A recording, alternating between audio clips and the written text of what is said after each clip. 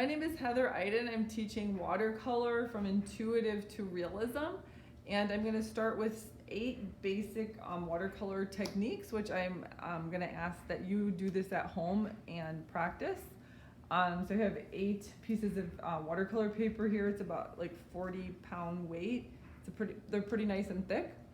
And so I'm going to get started right now and show you some different ways to work with the materials. So first of all, I have a couple different kinds of brushes. These are fan brushes that you can get a nice flat look with that. There's the round brushes, and then there's a angled type brush. So maybe just get a couple brushes. You don't have to overdo it, but have a couple different sizes would be wonderful. This one's very special. The water is actually in the handle, and then when you put pressure down, the water comes out of the handle. So that's kind of amazing for traveling.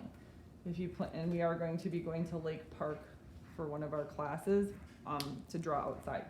So you might want to get one of those. So the first one is called Wet on Wet. I'm going to get the paper nice and wet.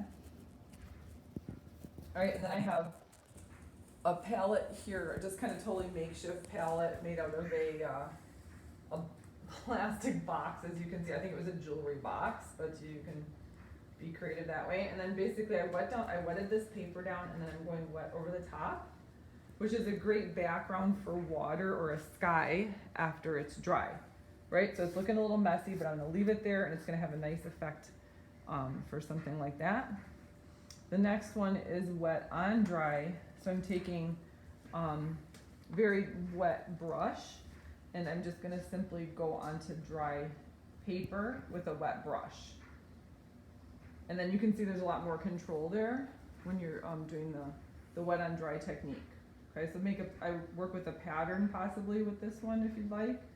And then I'll also try doing some solid shading.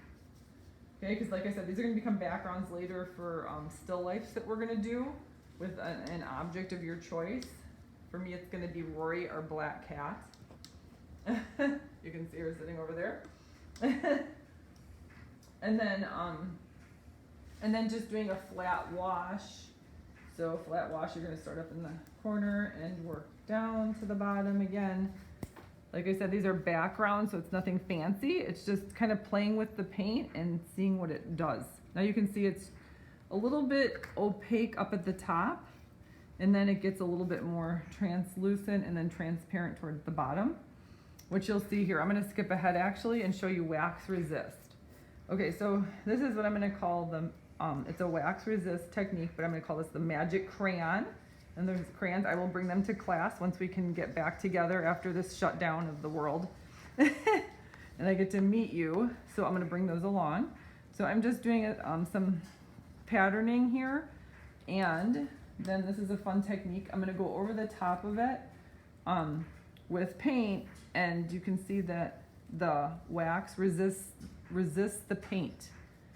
Okay, so that's like a very fun technique, and it's I want you to experiment with that. You can just get a pack of crayons anywhere, grocery store, or yeah. And then the next one is going to be, this is called a salt effect.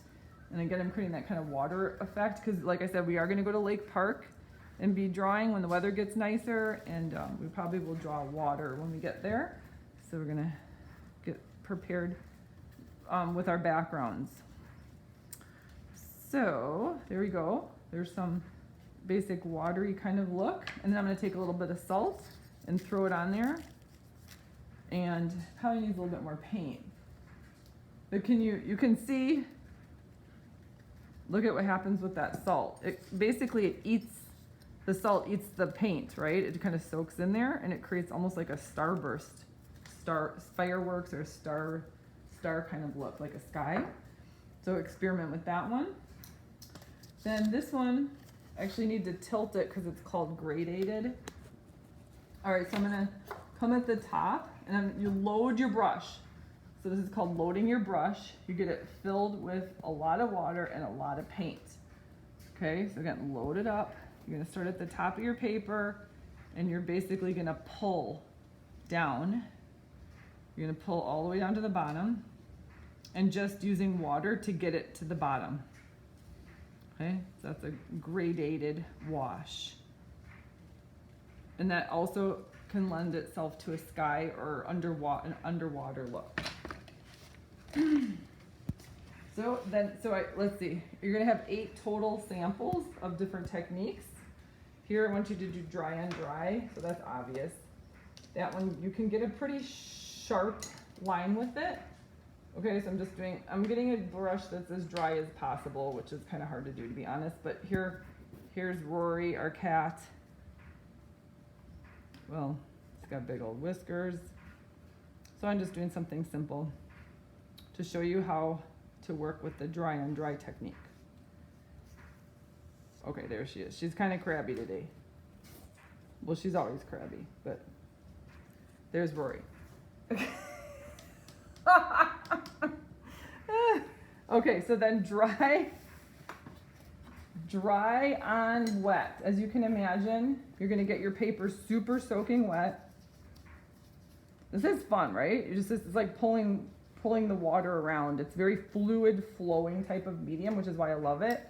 And also you can do transparent, opaque, or translucent, which is hard to get in other kinds of paint mediums like acrylic or oil, because we can get that kind of watery look.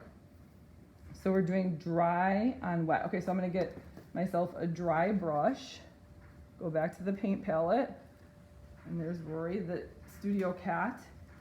And then, let's see, how about fish? So it's kind of dry. This is hard to control. You'll see that. Very hard to control, dry on wet. But it's interesting, right? Because it looks very feathery, kind of ethereal kind of looking. I don't know if you can see that, but I'll go with a darker. Okay, so again, here's very wet paper with a dry brush. And I'm making it looks like fish, right? So that one can be a great background for something else. And then our next class, we're gonna draw into these. All right, so it's good to maybe come back and do a flat wash onto some of yours, so because like I said, they're gonna be backgrounds. And this is normal for this cat. She loves art projects. So there you go. That's the first class. Have fun.